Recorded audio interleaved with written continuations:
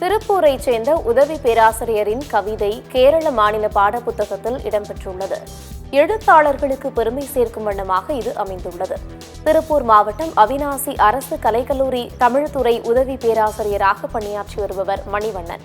இவர் எழுதிய பெய்த நூல் என்ற கவிதை தொகுப்பில் இடம்பெற்றிருந்த அமைதி யுத்தம் என்கின்ற கவிதை கேரள அரசின் 8ஆம் வகுப்பு பாடத்திட்டத்தில் இடம்பெற்றது. இவ்வாறு மாணவ மாணவியர் மத்தியில் நல்லதொரு விழிப்புணர்வை ஏற்படுத்தும் தமிழ் எழுத்தாளரின் கவிதை எல்லை தாண்டி கேரள மாநில பாடப்புத்தகத்தில் இடம்பெறுவது தமிழ் எழுத்தாளர்களுக்கு பெருமை சேர்க்கும் வண்ணமாக அமைந்துள்ளது. பெய்த நூல், இந்த நூல் மலையாளத்திலும் மொழிபெயர்க்கப்பட்டது.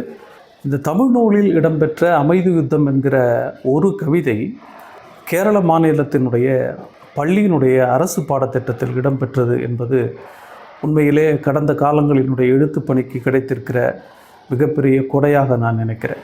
தமிழ் சூழலில் எழுதி கொண்டிருக்கிற தமிழ் படைப்பாளிகளை பக்கத்து மாநிலம் கொண்டாடுவது இன்னும் பெருமிதம் அளிக்கக்கூடியதாக இருக்கிறது.